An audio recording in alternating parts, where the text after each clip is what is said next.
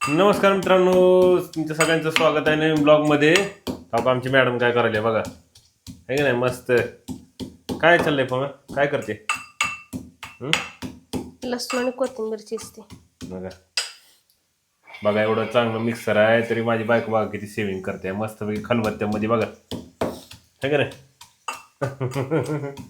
त्यासारखी चव कुठे येत नाही हो. आणि इकडे बघा मॅडमने काय ठेवलं बघा, इथं काय कोथिंबीर, काय खतरनाक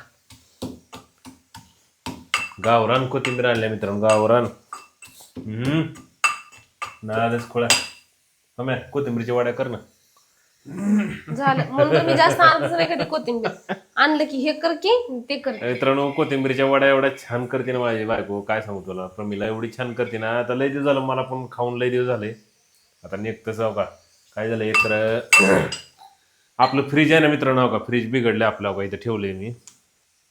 फ्रीज बिघडलंय त्याच्यामुळं घरामध्ये आहे ना भाजीपाला पण टिकत नाही.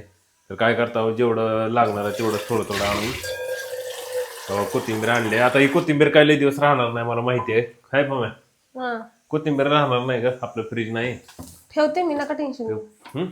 लय दिवस ठेवते म्हणलं मी व्यवस्थित, नका टेन्शन. कसं ठेवणार? असं लसूण हम्म. मध्ये जास्त मीठ टाकून चिचून असं एका डब्बीमध्ये ठेवून द्यायचं, 8 दिवस जाते. हे काय हे असलं काहीतरी डोकं लावते बघा हे. तसलं नको काय करू, मग काय करू? वड्या कर की मस्त उगा. नाही कशाला ना, ते तर करायचं. एवढं सगळं डोकं लावूस तर आपलं गप आपलं वड्या केल्या कोथिंबीरीच्या झालं की टेन्शन फ्री. हे काय झालं मित्रांनो, एक तर काय झालं आपलं फ्रीज झालं खराब, त्याच्यामध्ये आहे ना पाणी लागले गळायला. आणि सध्या पैशाचे प्रॉब्लेम चालू आहे, त्याच्यामुळे फ्रीज पण काय नीट नाही करणार. त्यामुळे भाजीपाला जेवढं घरात लागते तेवढं थोडं थोडं आणून आपलं चाललंय कसं कसं भागवायचं. तर अवघा 4 वांगी आणली ती, तेवढं चाललंय. मटकी एक आणले थोडी, तिनं काय काय आणलं बघा ती. तर काहीच नाही. बघा जाळून दूर संगत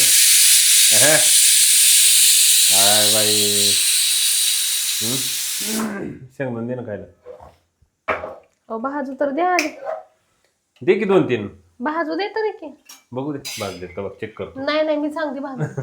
दे ग, भाजलं सांग. प्रत्येक वेळेस असं करतेस बघ. शेंगदाणे महाग मित्रांनो व्हिडिओ चालू आहे म्हणून नाही बरं का, शेंगदाणे खायचं काय मायला मीच आणून द्यायचं सगळं, मलाच देत नाही खायला. 10 रुपयाची पुढे घेऊन खाजा बाहेर, शेंगदाणे जिथं नाही भेटणार. दे बघ. अहो भाजायचे तो अजून. असं दे. भाजायचे म्हणलं तर. त्यातलं काय अजिब आहे का, कडून छान लागलं. पहिल्या शेंगदाणे खावटलं. काय करणार आहेस? वांग्याची भाजी कर आणि भात. वांग्याची भाजी आणि भात, रस्सा. पिठ नाही ते आता संध्याकाळी पिठाचं जेवण करायचं. बरोबर. पांढरा भात आहे ना, आणि पातळ आमटी ना. आमटी जास्त कर. हो. मला पैसे काय ग बाई माणसाला तर काय. त्यात काय दूध आहे.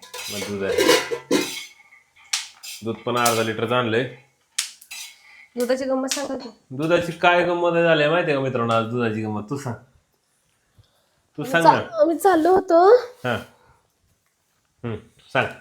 चाललो होतो दूध आणि हे घेऊन यायला, तांदूळ 1-2 किलो असं घेऊन येण्यासाठी चाललो होतो. जाता जाता वाटत साहेबांना दुधाचं पडलेलं दिसलं. सुरुवातीला वाटलं काय आहे की, मागं फिरून आलो, म्हणलं वाटो होण्यापेक्षा तशीच पिशवी नेऊन कुठल्या तर मुक्या जनावराला द्यावं. उचलली तर तिला काहीच झालेलं नव्हतं. काहीच झालं नव्हतं, हाय तशी पिशवी. हाय तशी आणि ती मला वाटतं आम्ही जायच्या आधी 5 मिनिटं आधीच पडलेली होती. तरी आपण इकडं तिकडं 5 मिनिटं थांबलो, कोणी येते का घ्यायला हा म्हणून. ना, आणि बघितलं असं आमच्या सोबत 2-3 वेळा झाले. आता लगेच म्हटलं तर अजून एक गोष्ट झाली. आपण नाही काहीकडे गेलो, बाळूमामाला गेलो होतो.